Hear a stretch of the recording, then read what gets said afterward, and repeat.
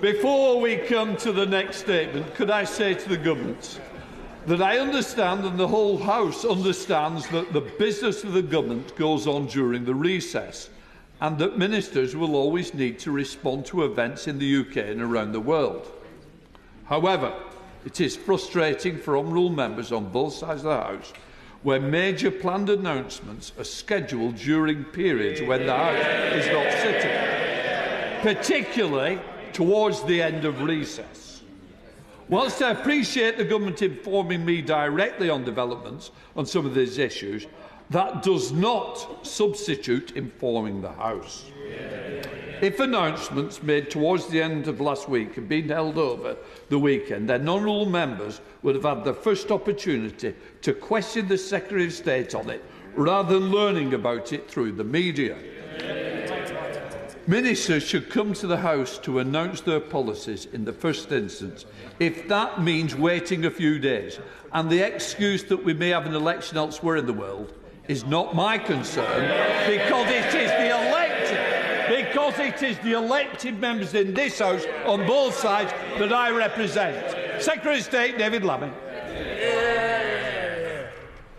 Well, Mr. Speaker, I'm very grateful for your instructions at the beginning of this statement, and with permission I will make a statement on the conclusion of negotiations on the exercise of sovereignty over the British Indian Ocean Territory. On Thursday, the 3rd of October... Order. I've done the bidding. I don't need others to come in on the back of it. Secretary of State. I'm very grateful, Mr. Speaker.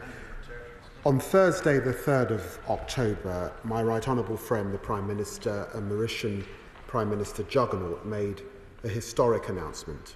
After 2 years of negotiations and decades of disagreement, the United Kingdom and Mauritius have reached a political agreement on the future of the British Indian Ocean Territory. Mr. Speaker, the treaty is neither signed nor ratified, but I wanted to update the House on the conclusion of formal negotiations at the earliest opportunity. Members will appreciate the context. Since its creation, the territory and the joint UK-US military base on Diego Garcia has had a contested existence. In recent years, the threat has risen significantly. Coming into office, the status quo was clearly not sustainable.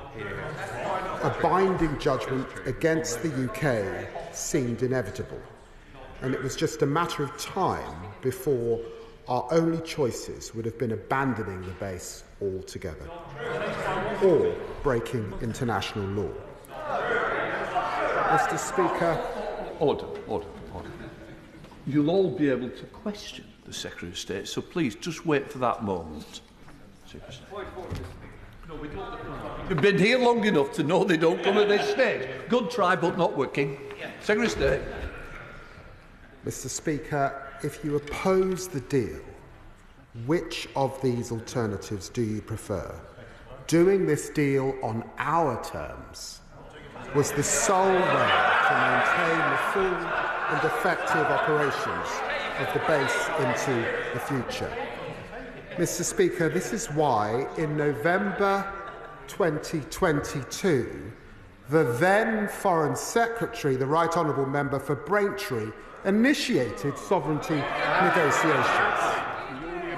It's also why, Mr. Speaker, my predecessor, Lord Cameron of Chipping Norton, ultimately continued with those deals.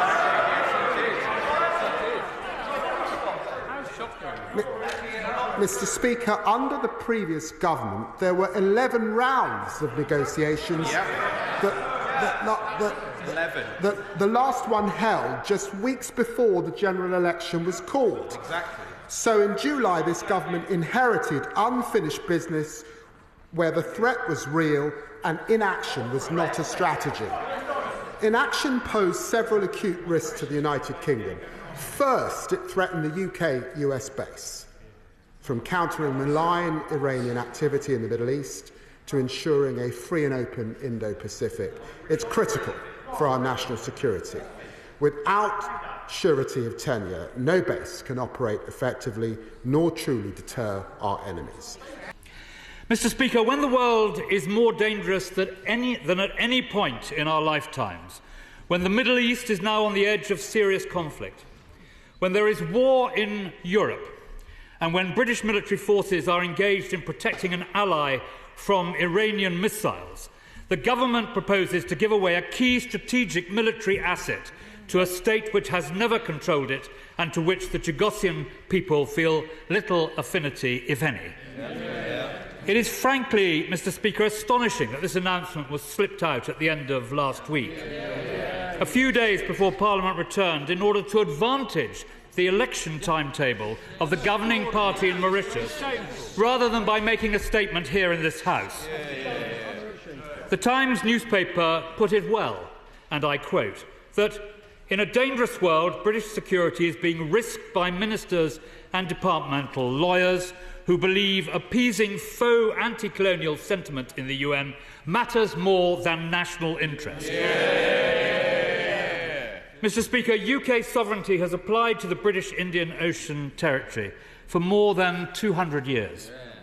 Its strategic location, right in the centre of the Indian Ocean, is unmatchable, and it houses our one and only military base in the Indo-Pacific. I can tell the House, Mr. Speaker, that this is a deal that the former Foreign Secretary, my noble friend Lord Cameron, would never have done. And nor, for that matter, would my right honourable friend, the member for Braintree. Had they been willing to do so, then the deal, Mr. Speaker, would have been concluded long ago. The Conservative government declined to enter into a deal with Mauritius for reasons that I think are now clear for the House to see. Nor has the Labour government published a draft treaty, only a non-legally binding joint statement. So we are somewhat in the dark about exactly what has been agreed. And crucially, can the Foreign Secretary guarantee that there will be a vote on this treaty?